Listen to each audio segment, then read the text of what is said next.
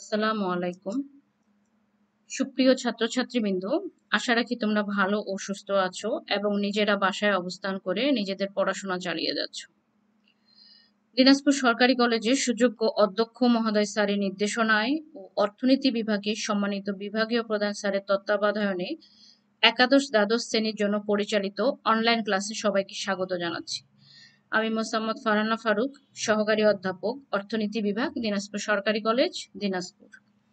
আজকের এই অনলাইন ক্লাসে একাদশ দ্বাদশ শ্রেণীর অর্থনীতি দ্বিতীয় পত্রের দ্বিতীয় অধ্যায় নিয়ে আলোচনা করব। এই অধ্যায়ের নাম বাংলাদেশের কৃষি। এটি এই অধ্যায়ের দ্বিতীয় ক্লাস। এখানে কৃষি পণ্য বিপণন সম্পর্কিত কিছু ছবি আমরা দেখতে পাচ্ছি। ছবি দেখে আমরা বুঝতে পারছি আজকের আলোচ্য বিষয় হলো বাংলাদেশের কৃষি পণ্য বিপণন সম্পর্কিত এবং বাংলাদেশের কৃষিতে পরিবর্তনের যে ধারা সম্পর্কিত হয়েছে সে সম্বন্ধে আলোচনা। আজকের এই অনলাইন ক্লাসে যে সকল শিখন ফল নিয়ে আলোচনা করব সেগুলো হলো কৃষি পণ্যের বিপণন কি তা সম্পর্কে ধারণা করতে পারবে, বাংলাদেশের কৃষি পণ্য বিপণনের সমস্যাবলী সম্পর্কে জানতে পারবে, বাংলাদেশের কৃষি পণ্য বিপণনের সমস্যাবলী সমাধানের উপায় সম্পর্কে জানতে পারবে, কৃষি পণ্য বিপণনে সরকারের গৃহীত উদ্যোগ সম্পর্কে জানতে পারবে, বাংলাদেশে কৃষিক্ষেত্রে পরিবর্তনের ধারা সম্পর্কে জানতে পারবে, বাংলাদেশের কৃষিতে পরিবেশের পরিবর্তনজনিত প্রভাব সম্পর্কে জানতে পারবে। কৃষি পণ্য বিপণন। কৃষি পণ্যের বিপণন তথা বাজারজাতকরণ ব্যবস্থা হলো এমন একটি অর্থনৈতিক প্রক্রিয়া যার মাধ্যমে উৎপাদিত কৃষি পণ্য উৎপাদনকারীর কাছ থেকে চূড়ান্ত ভোক্তাদের কাছে পৌঁছায়। এ প্রক্রিয়ায় কতগুলো স্তর অতিক্রম করতে হয়, যেমন উৎপাদন শেষে পণ্য সংগ্রহ ও একত্রীকরণ, পণ্য শ্রেণীবিভাগ ও নমুনাকরণ, গুদামজাতকরণ, পরিবহন, ঝুঁকি বহন, বিজ্ঞাপন প্রদান, বাজার সংক্রান্ত তথ্যাদি সংগ্রহ, বন্টন, বিক্রয় ইত্যাদি।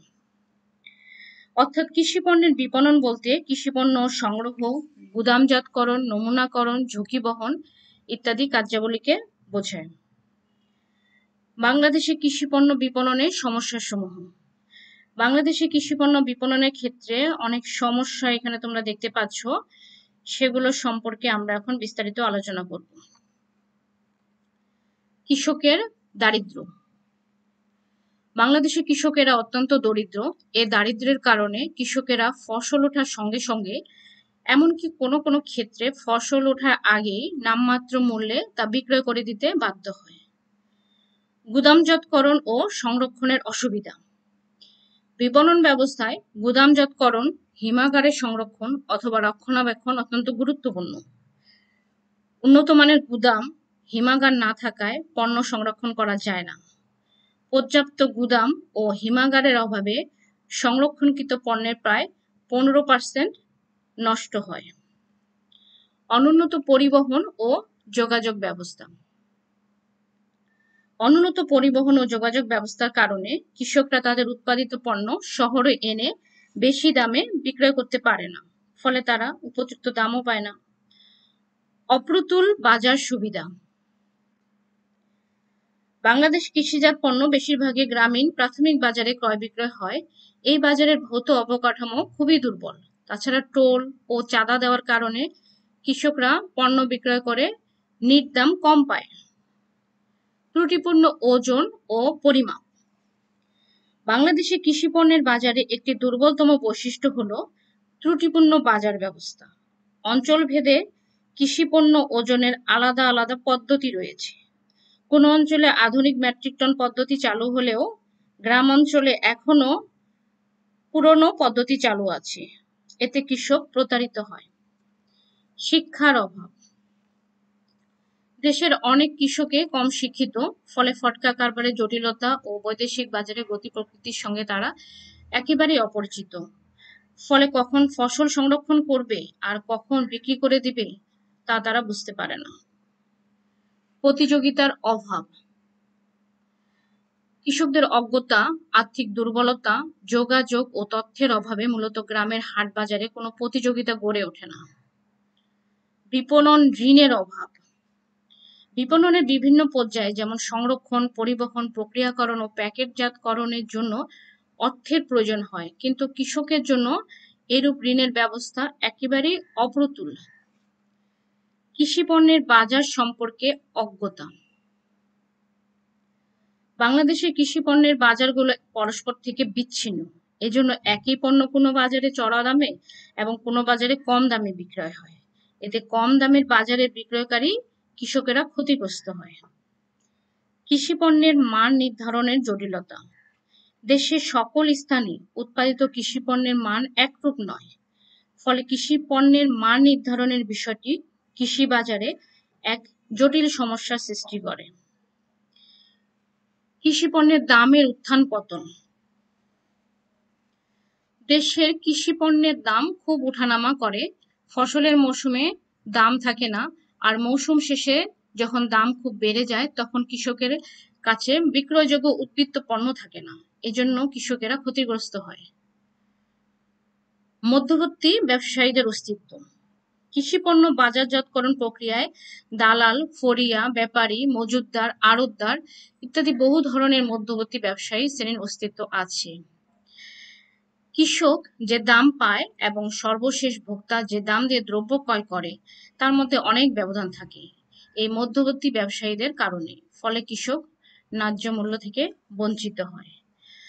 বাংলাদেশে কৃষি পণ্য বিপণন ব্যবস্থায় উপরোক্ত ত্রুটিসমূহ বিদ্যমান থাকার কারণে কৃষকেরা ফসলের ন্যায্য মূল্য থেকে বঞ্চিত হচ্ছে এবং অর্থনৈতিক উন্নতি ব্যাহত হচ্ছে। বাংলাদেশের কৃষি পণ্য বিপণনের সমস্যা সমাধানের উপায়। তোমরা জানো বাংলাদেশের কৃষি পণ্য বিপণনে অনেকগুলো সমস্যা বিদ্যমান। এই সকল সমস্যার সমাধানের জন্য নিম্নোক্ত উপায়সমূহ গ্রহণ করা যেতে পারে। পর্যাপ্ত ঋণ সরবরাহ নিশ্চিতকরণ। স্বল্প সুদে ঋণদানের সুযোগ সুবিধা বৃদ্ধির উদ্দেশ্যে বিভিন্ন ব্যাংক, আর্থিক প্রতিষ্ঠান ও ঋণদান সংস্থা গ্রামাঞ্চলে স্থাপন করতে হবে, যাতে কৃষকের প্রয়োজনের সময় পর্যাপ্ত ঋণ সরবরাহ করা সম্ভব হয়। গুদামজাতকরণ ও সংরক্ষণের সুবিধা বৃদ্ধি। গুদামজাতকরণ ও সংরক্ষণের সুবিধা বৃদ্ধি করতে পারলে বাংলাদেশে কৃষি পণ্য বিপণনের সমস্যা অনেকটাই দূরীভূত হবে। পরিবহন ও যোগাযোগ ব্যবস্থার উন্নয়ন। পরিবহন ও যোগাযোগ ব্যবস্থার উন্নয়ন হলে কৃষকেরা সহজে গ্রাম থেকে শহরে পণ্য এনে ন্যায্য মূল্যে বিক্রয় করতে পারবে। সমবায় বাজার গঠন এবং বাজার ব্যবস্থার উন্নয়ন। সমবায় বাজার গঠন ও বাজার ব্যবস্থার উন্নয়নের মাধ্যমে বাংলাদেশের কৃষি পণ্য বিপণনের সমস্যা অনেকটাই দূরীভূত হবে। সঠিক ওজন ও পরিমাপ পদ্ধতির প্রচলন। দেশের সকল অঞ্চলে একই মাপের ওজন ব্যবস্থা প্রচলন করতে হবে। এর ফলে ফড়িয়া ও দালালগণ কৃষকদেরকে ঠকাতে পারবে না। কৃষকের শিক্ষা ও সচেতনতা বৃদ্ধি করতে হবে। কৃষি পণ্যের আন্তর্জাতিক বাজার সৃষ্টি করতে হবে। ন্যূনতম মূল্য নির্ধারণ। সরকার কর্তৃক কৃষি পণ্যের সর্বনিম্ন মূল্য ধার্য করে সেটি যাতে কার্যকর হয় সেজন্য ব্যবস্থা নিতে হবে, এতে কৃষকগণ লাভবান হবে। গণমাধ্যমের মাধ্যমে প্রচারণা। বাজার ব্যবস্থা সম্পর্কে কৃষকদের অবহিত করার জন্য সরকারি উদ্যোগে উপযুক্ত প্রচারণার ব্যবস্থা থাকা প্রয়োজন। গ্রামীণ অবকাঠামোর উন্নয়ন। গ্রামীণ অবকাঠামোর উন্নয়ন হলে বাংলাদেশের কৃষি পণ্য বিপণনের সমস্যা অনেকটাই দূরীভূত হবে। এই সকল ব্যবস্থাটি সঠিকভাবে গৃহীত হলে কৃষি পণ্যের বিপণন ব্যবস্থা উন্নত হবে এবং কৃষকেরা উৎপাদিত ফসলের ন্যায্য মূল্য লাভ করবে। এর ফলে তাদের জীবনযাত্রার মান উন্নত হবে। বাংলাদেশে কৃষি পণ্য বিপণনের ক্ষেত্রে সরকারের গৃহীত উদ্যোগসমূহ। এখানে তোমরা সরকারের বিভিন্ন উদ্যোগসমূহ দেখতে পাচ্ছ। এখন আমরা এই সম্বন্ধে একটু বিস্তারিত জানব। অবকাঠামো উন্নয়ন। দারিদ্র্যের কারণে কৃষক যাতে তার উৎপাদিত পণ্যের ন্যায্য মূল্য পায় সেজন্য বাজারজাতকরণের নিমিত্তে সারা দেশে সরকারি উদ্যোগে কৃষক বিপণন দল এবং কৃষক ক্লাব গঠনের পাশাপাশি কৃষি পণ্যের প্রক্রিয়াকরণ কেন্দ্র, জেলা উপজেলা পর্যায়ে কৃষি বাজার উন্নয়ন এবং লিঙ্কেজ তৈরির জন্য ঢাকাতে একটি সেন্ট্রাল মার্কেট নির্মাণ কাজ সম্পন্ন হয়েছে। উৎপাদনশীলতা বৃদ্ধি। বাংলাদেশে উৎপাদনশীলতা বৃদ্ধির লক্ষ্যে কৃষক পর্যায়ে মানসম্পন্ন বীজ সরবরাহ নিশ্চিতকরণ, পতিত জমিকে আবাদি জমিতে রূপান্তরকরণ, আমদানি বীজের রোগবালাই পরীক্ষাগার স্থাপন, কৃষি ঋণের আওতা বৃদ্ধি এবং প্রাপ্তি সহজকরণ, সেচ সুবিধার সম্প্রসারণ ইত্যাদির মাধ্যমে দেশের কৃষির উৎপাদনশীলতা বৃদ্ধির প্রচেষ্টা অব্যাহত রয়েছে। কৃষি পণ্যের মান নিয়ন্ত্রণ এবং বাজার নিয়ন্ত্রণ।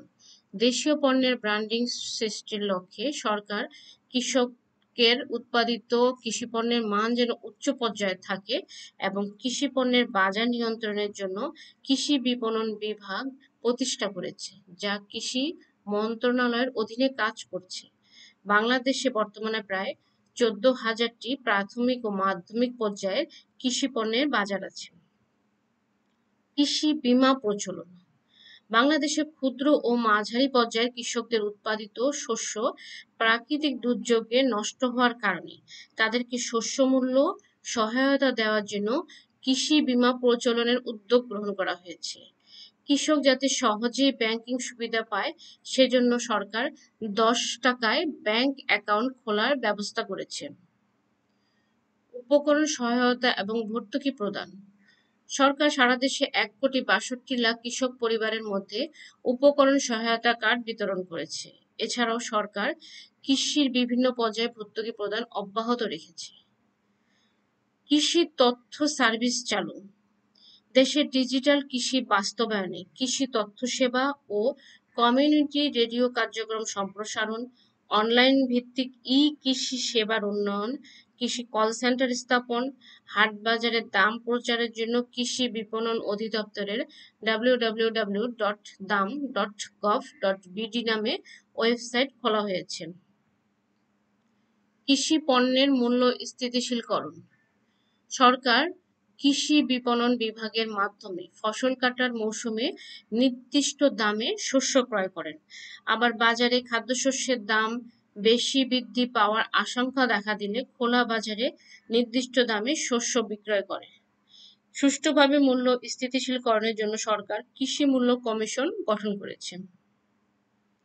তাহলে উপরে আলোচনা থেকে বলা যায় কৃষি পণ্যের বিপণন সঠিকভাবে করার জন্য সরকার বহুমুখী কর্মসূচি গ্রহণ করেছে, যা কৃষকদের কৃষি পণ্যের ন্যায্য মূল্য পেতে সহায়তা করবে। বাংলাদেশের কৃষি ক্ষেত্রে পরিবর্তনের ধারা। আমরা জানি বিগত কয়েক দশকে বাংলাদেশের কৃষি খাতের ব্যাপক পরিবর্তন সাধিত হয়েছে। এখানে আমরা বাংলাদেশের কৃষি খাতের পরিবর্তনের ধারাগুলো সম্বন্ধে একটু জানব। শস্য খাতে পরিবর্তনের ধারা। আমরা জানি বাংলাদেশের শস্য উৎপাদন দুই ধরনের, খাদ্যশস্য, অর্থকরী ফসল। এই দুই ধরনের শস্যের উৎপাদনে ব্যাপক পরিবর্তন হয়েছে দেখা যাচ্ছে। 1980-81 অর্থ বছরে খাদ্যশস্যের মোট উৎপাদন ছিল 149.7 লক্ষ মেট্রিক টন, যা 2016-17 অর্থ বছরে হয়ে দাঁড়িয়েছে 386.34 লক্ষ মেট্রিক টন। অর্থাৎ শস্য উৎপাদনে আমরা অনেক বড় পরিবর্তন লক্ষ্য করছি। জিডিপিতে শস্য উৎপাদনের অবদানের হার কমলেও শস্য উৎপাদনের পরিমাণ এবং শস্য উৎপাদনের প্রবৃদ্ধির হার দিন দিন বৃদ্ধি পাচ্ছে।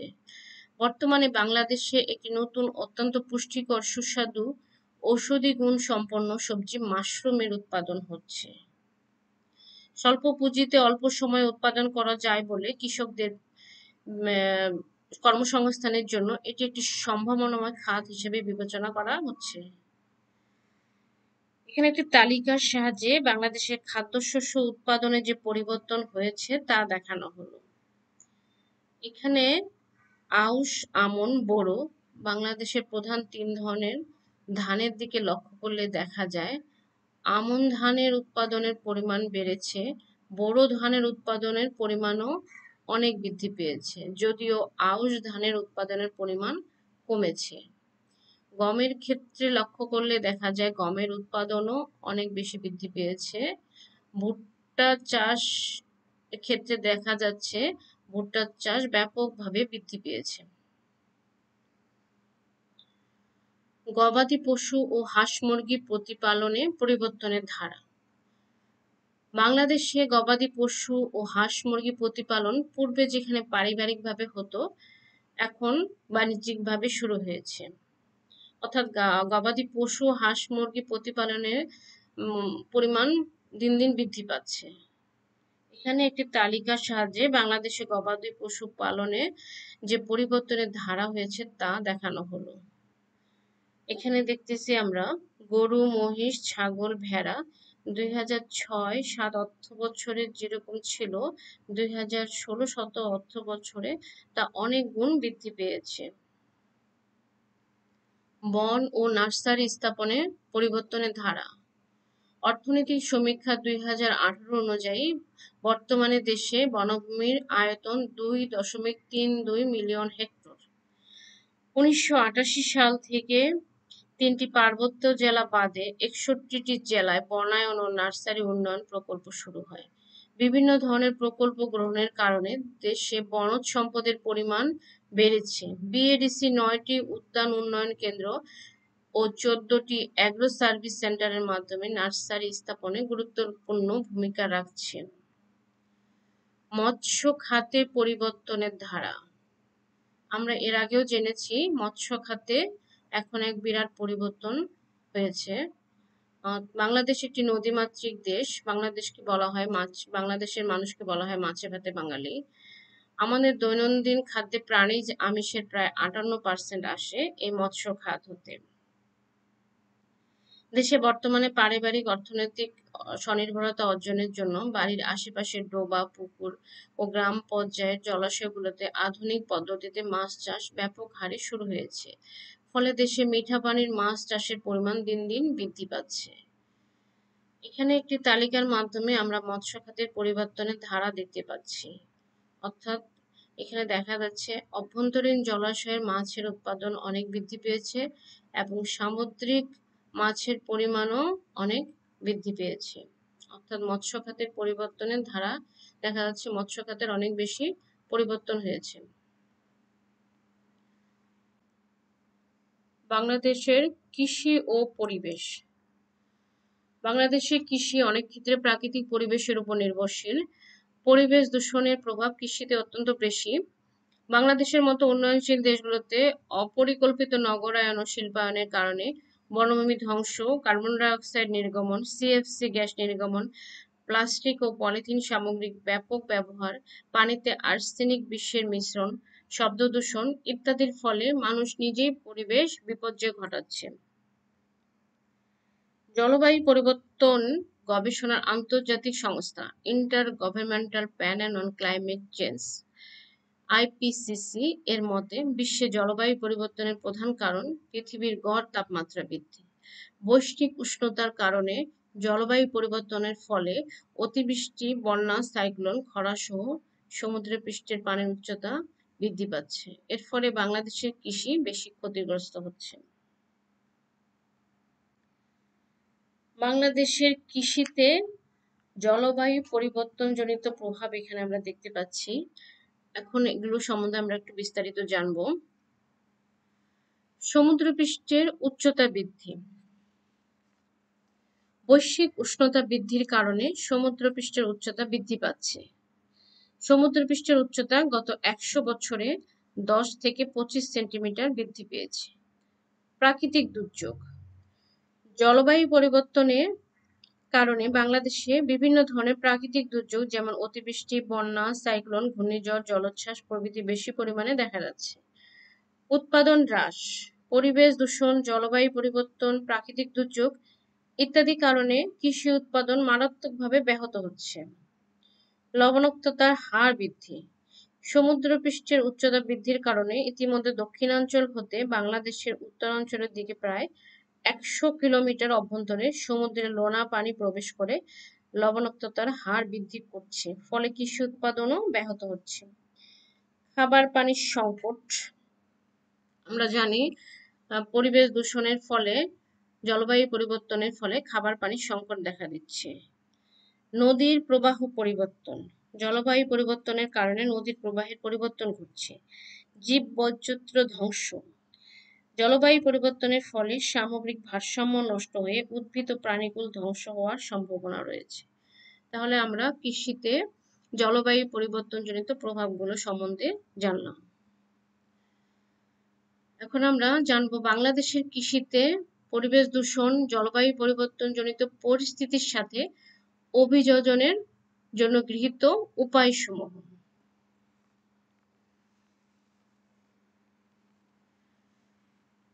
গ্রিনহাউস গ্যাসের নির্গমন কমানো। আমরা জানি কৃষি ও জলবায়ু পরিবর্তনে ভূমিকা রাখে ভূমি ব্যবহার পরিবর্তন, ধান ও আখ উৎপাদনে সেচ, খড় পুড়িয়ে ফেলা, অধিক মাত্রায় গবাদি পশুর চারণ এবং নাইট্রোজেন সার ব্যবহার ইত্যাদি কর্মকাণ্ড বায়ুমণ্ডলে গ্রিনহাউস গ্যাসের নির্গমন বাড়িয়ে দেয়। কাজে গ্রিনহাউস গ্যাসের নির্গমন কমানোর জন্য প্রয়োজনীয় পদক্ষেপ নেওয়া উচিত। লবণাক্ততা সহিষ্ণু শস্যের জাত উদ্ভাবন। জলবায়ু পরিবর্তনজনিত কারণে আমাদের সমুদ্রপৃষ্ঠের পানির উচ্চতা বৃদ্ধি পাওয়ায় উপকূলের বিস্তীর্ণ এলাকা প্রতি বছর লবণাক্ত পানি দ্বারা প্লাবিত হয়। পানির লবণাক্ততার কারণে শস্য সহ সকল গাছপালা পচে নষ্ট হয়ে যায়। এর ফলে কৃষিক্ষেত্রে প্রবৃদ্ধি বাধাগ্রস্ত হচ্ছে। এ পরিস্থিতি মোকাবেলার জন্য প্রয়োজন লবণাক্ততা সহিষ্ণু বিভিন্ন বীজের উদ্ভাবন। খরা সহিষ্ণু শস্যের জাত উদ্ভাবন। গবেষণার মাধ্যমে বিভিন্ন শস্যের বীজ উদ্ভাবন করে তা মাঠ পর্যায়ে কৃষকদের মধ্যে বিতরণ করতে হবে। এর মধ্যেই খরা সহিষ্ণু ধানের জাত উদ্ভাবন করে উত্তরাঞ্চলে খরাপ্রবণ এলাকায় সম্প্রসারণ কার্যক্রম গ্রহণ করা হয়েছে। বন্যা সহিষ্ণু শস্যের জাত উদ্ভাবন। জলবায়ু পরিবর্তনের ফলে বাংলাদেশে বন্যার প্রকোপ বৃদ্ধি পাচ্ছে। বন্যার পানিতে তলিয়ে প্রায় প্রতি বছর আমাদের প্রচুর ফসলের ক্ষতি হচ্ছে। এই পরিস্থিতি মোকাবেলার জন্য আমাদের বন্যা সহিষ্ণু বিভিন্ন শস্যের বীজ উদ্ভাবন করা প্রয়োজন। বৃক্ষরোপণ বৃদ্ধি। পরিবেশ দূষণ, বৈশ্বিক উষ্ণতা ও জলবায়ু পরিবর্তনের বিরূপ প্রভাব মোকাবেলার জন্য পর্যাপ্ত ফলজ, বনজ ও ঔষধি বৃক্ষ রোপণ করতে হবে, যার কার্যক্রম আমরা বর্তমানে দেখতে পাচ্ছি। ভাসমান পানিতে সবজি চাষ। ভাসমান পানিতে সবজি চাষের ব্যবস্থা করতে হবে। উন্নত বীজ উদ্ভাবনের ব্যবস্থা করতে হবে। জৈব সার ও প্রাকৃতিক রোগ বালাই নাশক এর ব্যবস্থা করতে হবে। তাহলে আমরা অভিযোজনের জন্য গৃহীত উপায়সমূহ জানলাম। এখন আমরা জানবো অভিযোজনের জন্য বিভিন্ন কর্মসূচি গ্রহণ করা হয়েছে সেগুলো সম্বন্ধে। কোপেনহেগেন সমঝোতা চুক্তি স্বাক্ষর। 2009 সালের ডিসেম্বর মাসে ডেনমার্কের রাজধানী কোপেনহেগেনে অনুষ্ঠিত জাতিসংঘের জলবায়ু পরিবর্তন বিষয়ক সম্মেলনে 194টি দেশ, অসংখ্য পরিবেশবাদী সংগঠন এবং বিশেষজ্ঞরা অংশগ্রহণ করে কোপেনহেগেন সমঝোতা নামে একটি চুক্তি স্বাক্ষর করে। অ্যাডাপ্টেশন কমিটি গঠন। অভিযোজন কার্যক্রমে গতিশীলতা আনয়নের জন্য অ্যাডাপ্টেশন কমিটি গঠন করা হয়। গ্রিন ক্লাইমেট ফান্ড প্রতিষ্ঠা। জলবায়ু পরিবর্তনজনিত ঝুঁকি মোকাবেলা করার জন্য কানকুন সম্মেলনে গ্রিন ক্লাইমেট ফান্ড প্রতিষ্ঠা করা হয়। ক্লাইমেট চেঞ্জ নেগোসিয়েশন টিম গঠন। বাংলাদেশ বৈশ্বিক উষ্ণতা বৃদ্ধির জন্য কোনোভাবেই দায়ী নয়। সে কারণে উন্নত দেশগুলোর নিকট হতে ন্যায্য হিস্যা বা পাওনা আদায়ের লক্ষ্যে ক্লাইমেট চেঞ্জ নেগোসিয়েশন টিম গঠন করা হয়েছে। ইফ্লুয়েন্ট ট্রিটমেন্ট প্ল্যান্ট ইটিপি স্থাপনের সিদ্ধান্ত। বাংলাদেশে বিভিন্ন শিল্প কলকারখানার নির্গত বর্জ্য হ্রাস করার উদ্যোগ নেওয়া হয়েছে। তীব্র দূষণ সৃষ্টিকারী শিল্প প্রতিষ্ঠানের ক্ষেত্রে ইফ্লুয়েন্ট ট্রিটমেন্ট প্ল্যান্ট স্থাপন করার সিদ্ধান্ত নেওয়া হয়েছে। কার্বন ডাই অক্সাইড নিঃসরণ হ্রাসকরণ। দেশীয় ও আন্তর্জাতিক পরিমণ্ডলে কার্বন ডাই অক্সাইড নিঃসরণ উল্লেখযোগ্য হারে হ্রাসের কর্মসূচি গ্রহণ করতে হবে। ইট প্রস্তুত ও ভাটা স্থাপন নিয়ন্ত্রণ আইন 2013 প্রণয়ন। সারা দেশে অসংখ্য ইটের ভাটা থেকে সৃষ্ট মারাত্মক বায়ু দূষণ হ্রাসের লক্ষ্যে এবং পরিবেশ বান্ধব ইট ভাটা স্থাপনের জন্য ইট প্রস্তুত ও ভাটা স্থাপন নিয়ন্ত্রণ আইন 2013 প্রণয়ন করা হয়েছে। গ্রিন ক্লাব প্রতিষ্ঠা। দেশে পরিবেশ সংবেদনশীল প্রজন্ম সৃষ্টির প্রত্যয় নিয়ে ইউনেস্কোর আর্থিক সহায়তায় ছাত্রছাত্রীদের নিয়ে গ্রিন ক্লাব প্রতিষ্ঠা করা হয়েছে। তাহলে আমরা অভিযোজনের জন্য গৃহীত কর্মসূচি সম্পর্কে জানলাম। আজকের এই আলোচনা থেকে তোমাদের জন্য একটি বাড়ির কাজ তৈরি করা হয়েছে, যা পরীক্ষার জন্য অত্যন্ত গুরুত্বপূর্ণ। এখানে একটি উদ্দীপক দেওয়া হয়েছে, তোমরা উদ্দীপকটি লক্ষ্য করো। মিস্টার ক বাংলাদেশের একজন সচেতন নাগরিক। তিনি জানতে পারেন যে দেশের বিভিন্ন অঞ্চলের গ্রামীণ হাট বাজারে ফসলের দামের তুলনায় ঢাকার বাজারে ওই ফসলের দাম অনেক বেশি। তিনি আরও জানতে পারেন যে অনুন্নত পরিবহন ব্যবস্থা, মধ্যবর্তী ব্যবসায়ীদের অস্তিত্ব, গুদামজাতকরণ ও সংরক্ষণের অসুবিধা ইত্যাদি কারণে দামের এই পার্থক্য তৈরি হচ্ছে। বর্তমানে সরকার এইসব সমস্যার সমাধানের জন্য রাস্তাঘাট নির্মাণ, পরিবহন ব্যবস্থার উন্নতকরণ, সহজলভ্য কৃষি ঋণের ব্যবস্থাকরণ, তথ্য প্রযুক্তি ব্যবহার করে কৃষি তথ্য প্রাপ্তি নিশ্চিত করার ব্যবস্থা গ্রহণ করেছে। তাহলে এই উদ্দীপকের আলোকে তোমাদের জন্য প্রশ্নগুলো হলো: ক জ্ঞানমূলক প্রশ্ন, কৃষি পণ্যের বিপণন কি? খ অনুধাবনমূলক প্রশ্ন, প্রাকৃতিক পরিবেশ এবং কৃষি উৎপাদন কিভাবে সম্পর্কযুক্ত, ব্যাখ্যা করো। গ প্রয়োগের প্রশ্ন, উদ্দীপকের আলোকে বাংলাদেশের কৃষি পণ্য বিপণনের সমস্যাসমূহ চিহ্নিত করো।